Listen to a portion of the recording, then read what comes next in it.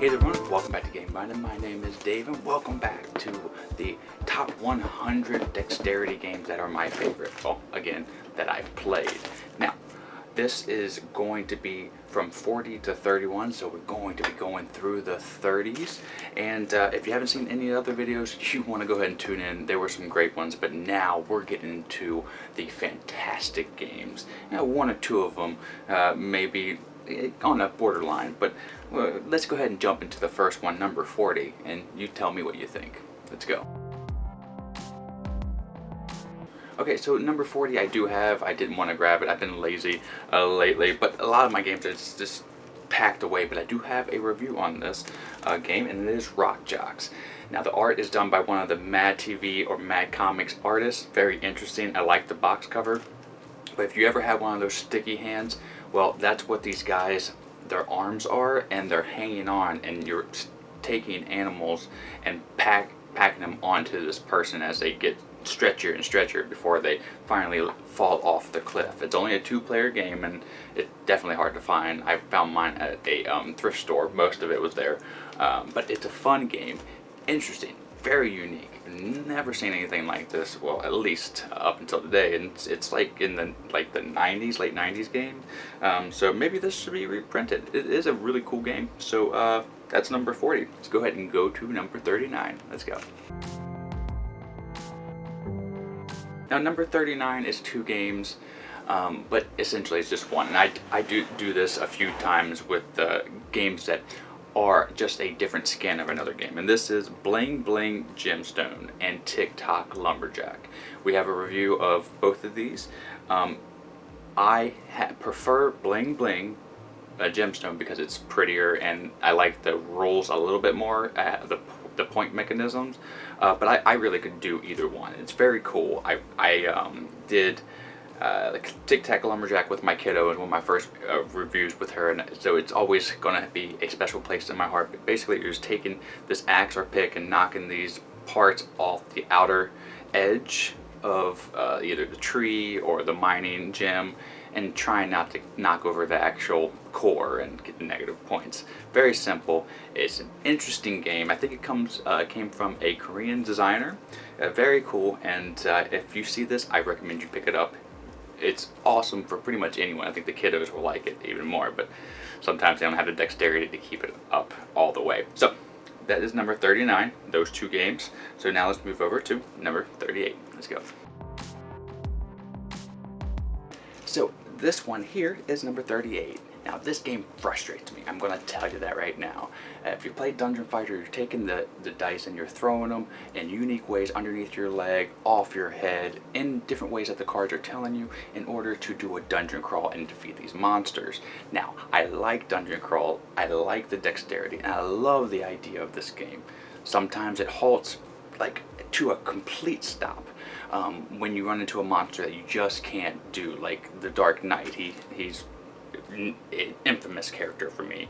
I'm pretty sure he makes you like go throw under your leg or some weird thing that is hard to do, and you could be winning the whole game and he could just wipe your whole team. And trust me, you have to get knocked out a few times in order to get completely wiped, and that can happen, but most of the time it doesn't. And when this game goes off, oh my god, it's a hoot and a half, especially when you pull off something so amazing, like something off your nose, and you stack other things like off your nose with your eyes closed, and then it bounces into the middle and you just knock out the boss. It's one of those awesome games. But with that being said, that is what is it, 38. This has a ton of expansions. I haven't played them, but I'm willing to try.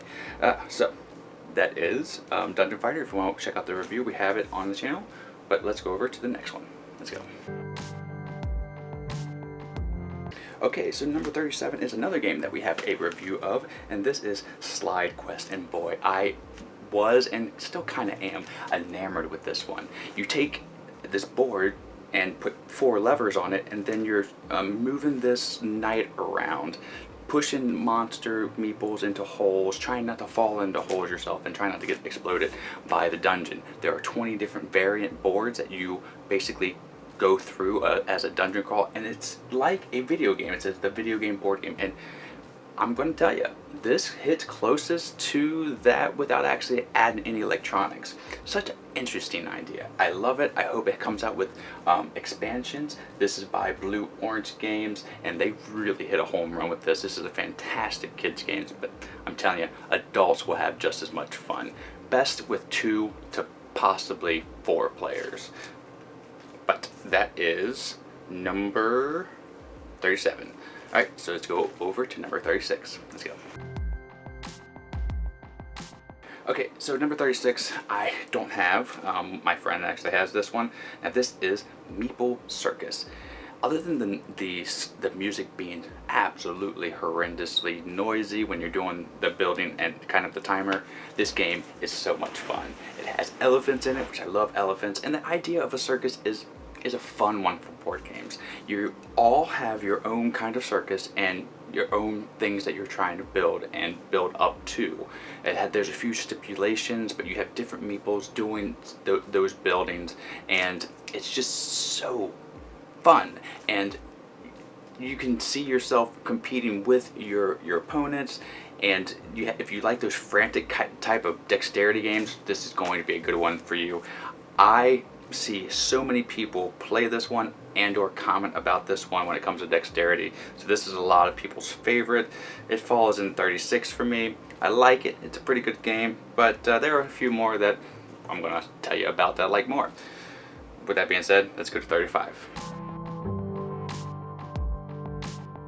Alright, so the next one, again, I have both of these, and we have reviews if you want to check them out, but it is Looping Chewie or Looping Louie. If I had to choose one, Looping Chewie would be the one that I'd choose because of the theme.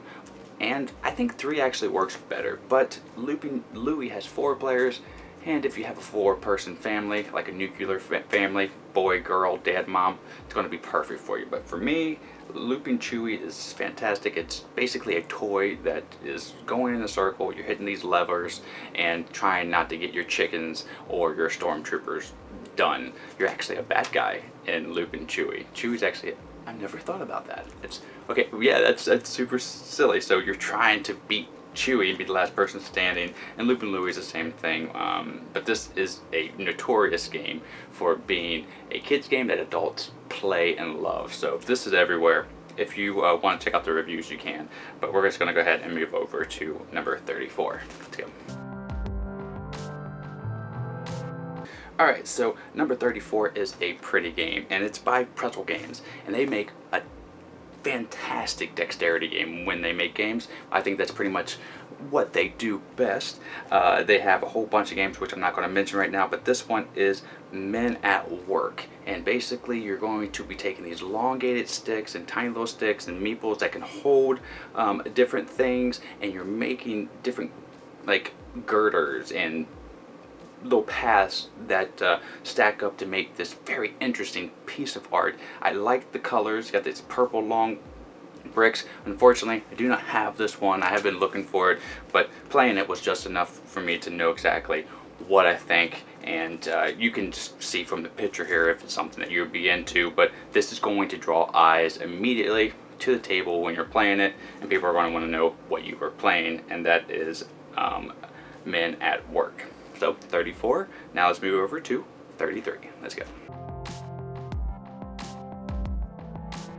So number 33 is Kaboom.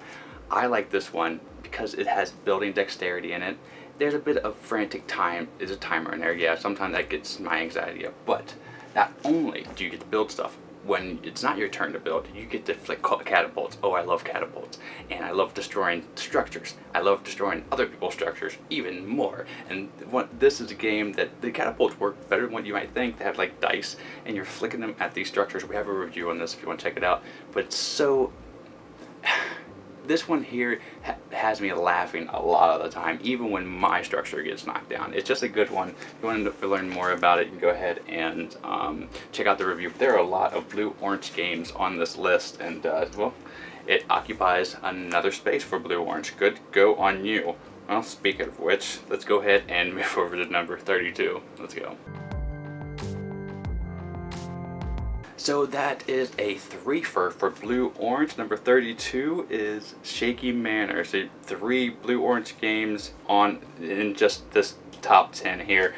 This is a fantastic one, and anyone can play it. And you can even play the game when it's in the box. Right now, my manual's in the way, but it's basically you're just shaking these little wooden bits, and you're trying to follow the card and what room the things need to go in. And everyone has their own board. This has a frantic nature to it and might spike the anxiety, but I love it, and it's super simple and super easy. And I think it's one of those games where everybody has the potential to win, kids or adults. I have a review on this if you want to check out more of it. I do a smash up on this as well, and with chopstick Dexterity, which is on the channel also. But this one is fantastic. If you see it and this intrigued you, well, this is something you should pick up. Now let's go on to the last game for today, number 31. Let's go. So number 31 is simply just a big hoop. It's called Hamster Roll. Now, as you can see here, it's just a big hoop with these ledges and weird shapes that you put on the little hoop, or the big hoop more of. As you do this, it starts to slowly move, and it holds the pieces better than what you might think, but eventually your pieces are going to start falling off because the wheel basically will just spin too far. And just having that aspect, not even playing the game, I played around with that little hoop, the big hoop more of, for a while, just seeing how far I could push it. So just by itself, it was fun. Adding the game aspect to it was even more fun. I do think this is best with about 3 or 4 players, but that is Hamster Roll. I don't have it. I wish I could.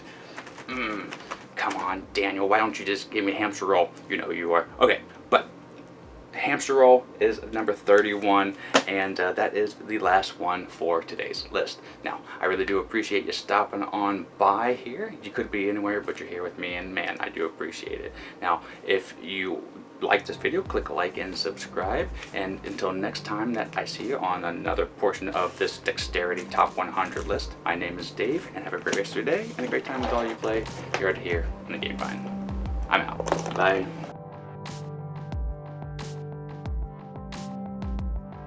Vine Nation, we love making content here for you on the channel, and we're almost at 10,000 subscribers, so subscribe now and help us out.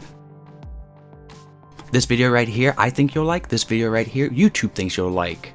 Or you can just sit here and watch me dance the dinosaur for a little bit longer.